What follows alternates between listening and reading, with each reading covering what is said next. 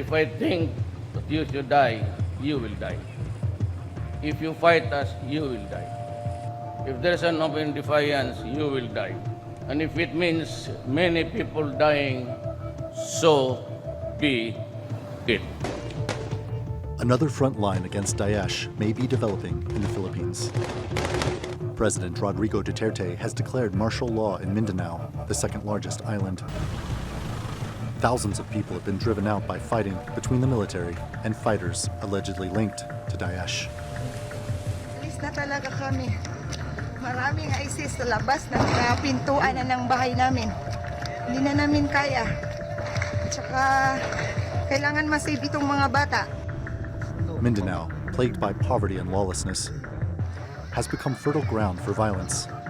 But some of the Muslim population there, the largest in the Philippines, now fear they could be targeted in the military crackdown. Philippine Solicitor General Jose Calida has said that Daesh has a dream to create a province there, adding that the government is not the only target, and that Daesh have radicalized a number of Filipino Muslim youth.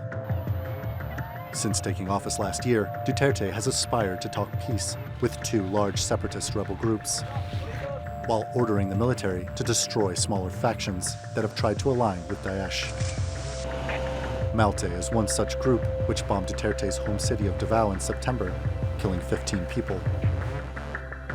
The leader of its apparent alliance with Daesh is Isnilon Hapilon, who is on Washington's list of most wanted terrorists with a $5 million bounty on his head. Dozens of people have died in the fighting since the army raided his hideout last week. And now some fear a 60-day state of emergency may be extended indefinitely. A measure with a dark past in the Philippines.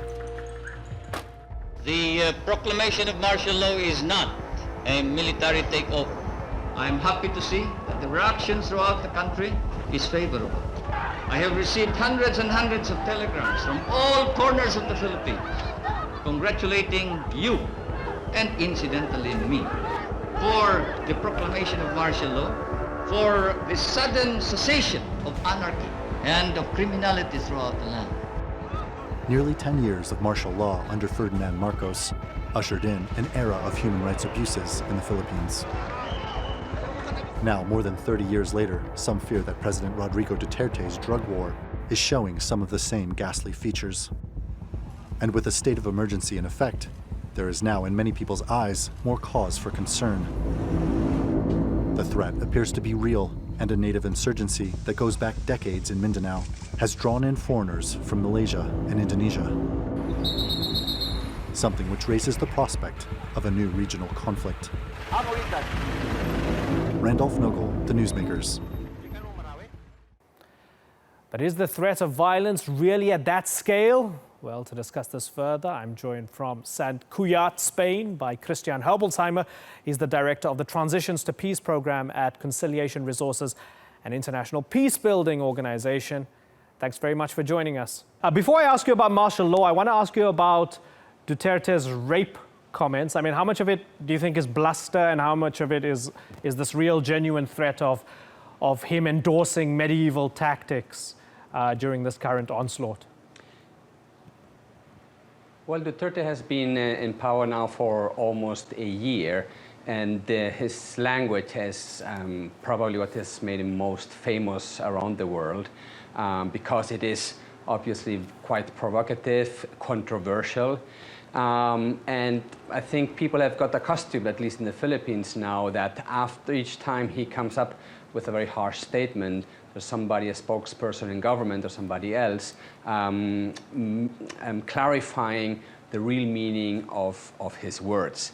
He speaks a very tough language, but I think right now this tough language is addressed to this Daesh, alleged Daesh supporters in the city of Marawi. And the way he, at the beginning of his government, offered a carrot and dialogue, once they rejected it, what he's showing is the stick, what they will get because they wouldn't yield to conversations with him. Yeah, so he says, and I quote him, "I cannot gamble with ISIS or Daesh because they are everywhere." To a certain extent, he's right, isn't it? Because they're not very compromising. That's correctly true. So the question that people, so the declaration of martial law has raised many eyebrows and concerns in the Philippines mainly, I guess internationally as well, because of the reminder of what happened 40 years ago, 50 years ago, when martial law was declared by then President Marcos, which then led to dictatorship. But at the same time, it has been met with caution. There's not been big outrage protests against martial law. It is understood that there's a serious problem, a serious threat in Mindanao and elsewhere in the Philippines and in the world, and that something needs to happen. If the president thinks that martial law will help, well, people are giving him the benefit of the doubt now and are probably in a wait-and-see mode. So you have this Abu Sayyaf, you have Isnilon Hapilon, who pledged allegiance to Daesh, and then you have the Maute group.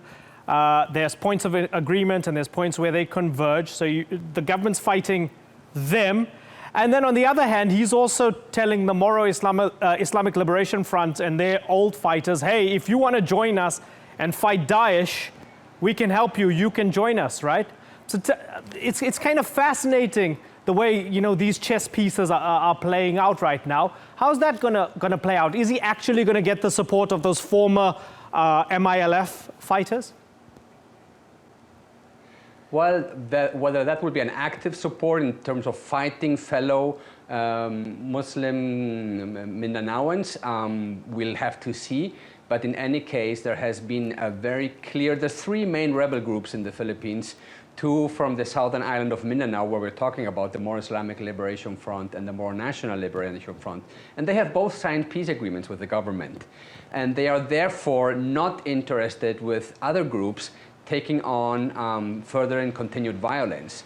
What they are fighting for, this more established group, is for the implementation of agreements, which, by the way, government has been dragging their feet to implement. So they have verbally already distanced themselves from these new violent expressions and new groups.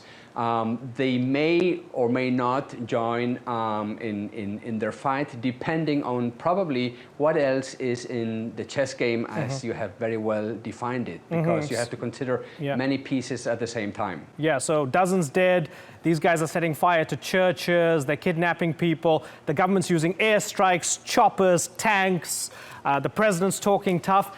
Is this going to slip into a really ugly civil war? Do you fear that? No, I don't think so, but there have been precedents of similar attacks in cities. We had just 4 years ago in the city of Zamboanga. At that time, a fraction from the Moro National Liberation Front taking hostage one part of the city, and that led to a quite ugly urban conflict. It didn't escalate to a war. It was contained in the city of Zamboanga, but it lasted for several weeks and brought with it vast destruction of the city. So of course that's telling you a story of difficulties in implementing agreements, like agreement for a peace agreement with the Moro National Liberation Front in '96 and Moro Islamic Liberation Front in 2014. And when there's no implementation and the government is not able to translate words into deeds and people see the change, the benefits of peace, that creates an atmosphere where other groups can take on violence and still be able to recruit out of dissatisfaction of some sectors of society who still believe that the only solution is violence. Tricky situation right now in the Philippines. Good to get your analysis, Christian Herbolzheimer. Thanks for joining us.